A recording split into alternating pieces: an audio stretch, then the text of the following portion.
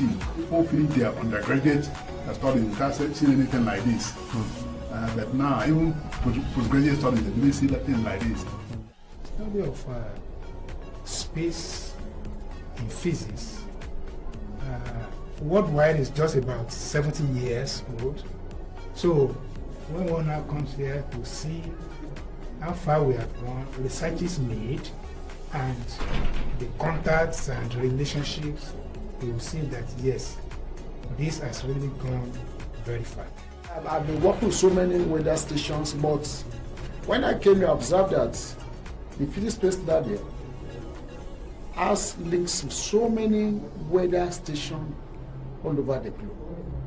And that makes it very, very unique compared to those ones I've worked with. I told you I've worked with the 9 minutes. I don't think we have any online monitoring of those meteorology variables, but it makes it unique, which I've not found anywhere, even in Nigeria. Number one, I'm going to ensure that the initial vision for bringing this lab on board will be radically enhanced. And I had another plan for this, that it has to be expanded. We want to see staff and experts working on this space lab understudy such space lab in more developed countries, so that they can really come and make it international. What is wrong in our expanding this place to become a center, a global center? We'll be attracting people, international researchers in this very comparative and globally encouraged research area. Thank God the research is already connected beyond Nigeria, connected with Japan, connected with other countries, other major countries of the world. We also try to get it connected to the US. Why not? They have state lab in the US. Let's make contact and things like that. I don't mind some of us going to understand some of the things happening there so that we can further inquire on this particular case. That's my view. The plan we have is to make it an international center for purpose of research in such a way that people who are research-minded, particularly in the area of space, can come all over the world, from the different continents of the world, so that they can come here, carry out their research, collect data, and then they can make use of that. I think what we have on ground is able to carry us to that level. Personally, I love science since I was growing up. I developed interest in all these documentary programs. Then was quite some time. So I would just glued to the television box. I would be imagining, picturing myself, inventing something, coming out with something. That was my pure motivation going to science. What motivated me at a tender age was that I was curious about how things work. Like, I wanted to know the fundamental knowledge about how things work, like all these technological devices. So that was actually what motivated me going to physics. Environment. I went to an audio school. So I see my fellow female, what they can do, what they are doing. The principal at school is a female. They are controlling the number of men and this. And in my school, before you can be a science student, you have to write an exam in the first term. That's computer, mathematics, English, physics, chemistry, biology. Without these courses, if you fail any of these courses, you will be that on the department. So that put me on my toes. I have to read, I have to put in every effort so that I won't be that on the department.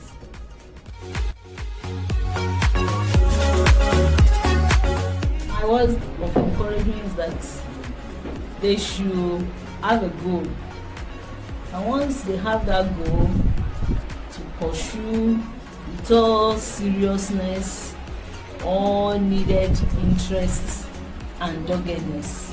I've come to realize that you are limited by the limits you place for yourself. So there's no height to anybody, not a whether a woman or a woman, or me or a man. There's no height you cannot reach once you are determined and you are ready to pay the price. I want to tell them that physics is simple, simpler than most subjects, because physics is actually the basis, like the basis of, it's the backbone of technology actually.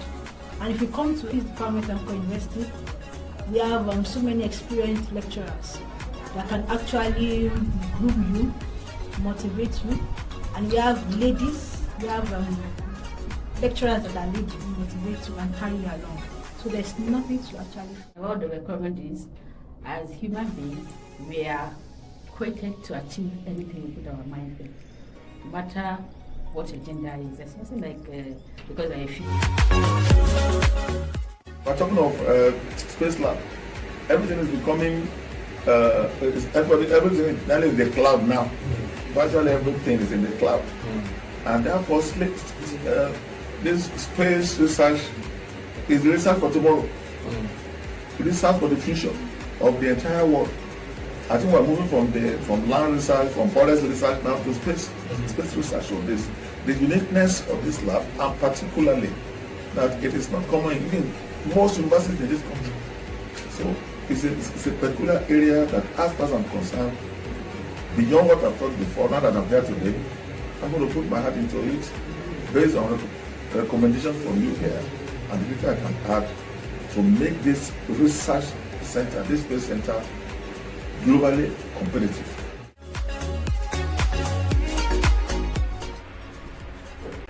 What gonna be days that people say, well, physics is just when you end up, you become a teacher.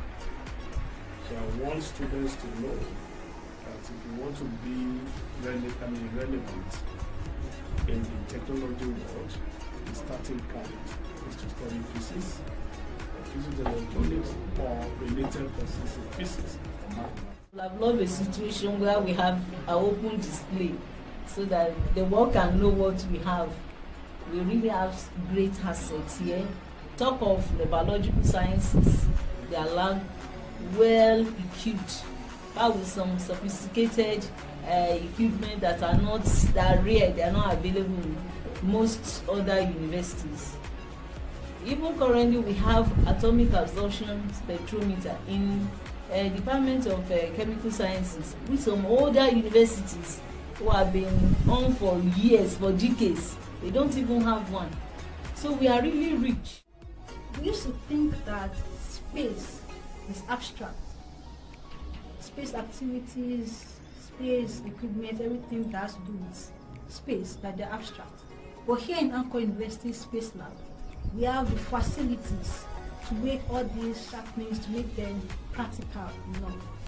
So when you come to our space lab in Anchor University Lagos, you have access to all these facilities in order to make the space activities real for you. It has become a global village because of space physics. That we're able to channel, messages through satellites, this outer space, lower space, upper space. Our messages can, that we think whatever is happening here can be the whole world we know about it. And the people who can connect some of these things with physics, we can see now, you can see physics live. You can see all these things are connected together and come to the physics lab, space lab. See that all these things are being applied. And it's not limited to physics, to other disciplines. With this, they can study interdisciplinary studies that can take us to any part of the world. An average secondary school person, when you ask, what do you want to study? You either mention, I want to be a lawyer, I want to be a doctor and accountant, I want to be, I want to study law, or I want to study mass communication. But when we give them an exposure about all of this, and we let them know about the career opportunities in aviation, in telecommunication, in even security, agriculture, can actually achieve that here in Anchor University based on the facilities that are on the ground. Anchor University is a place to be, and the study of physics and all that accompanies it, space science and all of that. It's a place to be. We have collaboration, we have equipment, we have competent and qualified lecturers that will take you through the process. And of course, anywhere you go, the degree you're going to earn is going to be a degree that is internationally competitive. The major climate change programs in West Africa, and so we try to study so many things and how the effect of the climate change can actually be mitigated. So the data here we help our undergraduate to do the undergraduate researches, and also eventually if we start our program to at the master's level.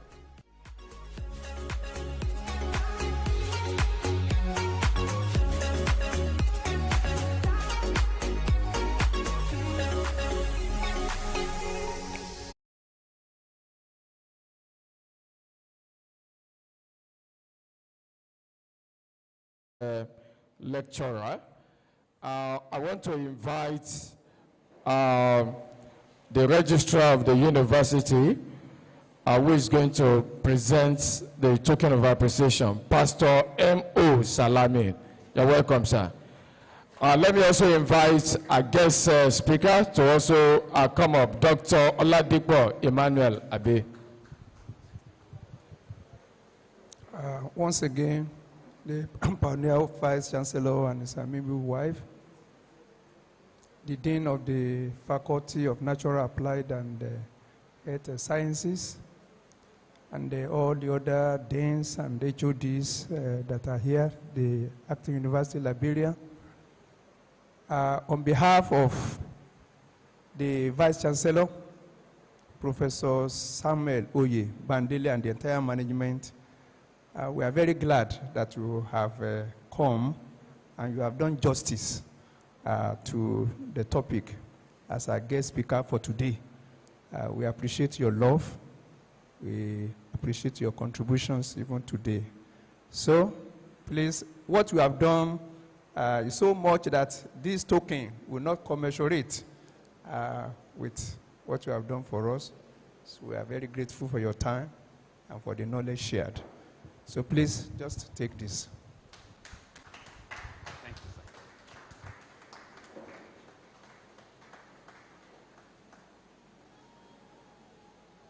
Thank you, sir. Thank you very much, sir. Let's appreciate our registrar for the good job. Doctor, welcome. Thank you, sir. You can have your seat, sir. On this note, we are going to have the vote of thanks by the head of Department of Physics. Join me to welcome to the podium Professor O.O. Akinwumi. Prof, you are welcome, sir.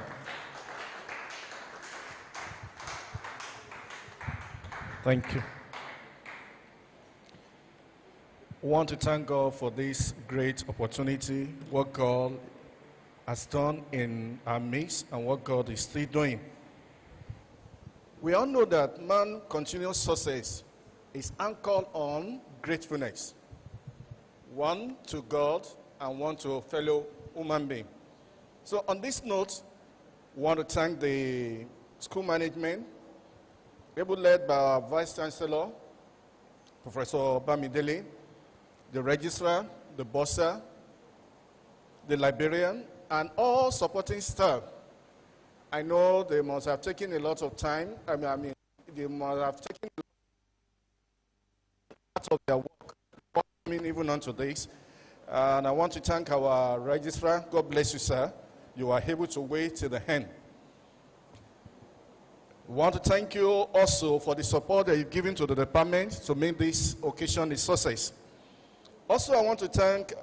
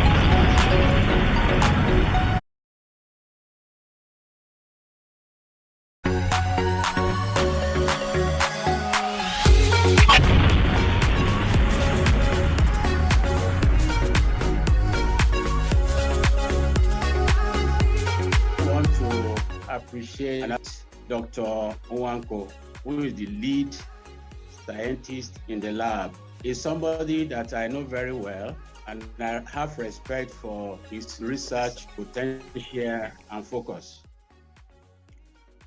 During his postdoctoral visit to India, he initiated the MOU between AUL and the Indian Center. Upon this, the lab was established and we received a donation of ALF equipment, which was installed in the lab. Before I left, the lab has been able to capture time variant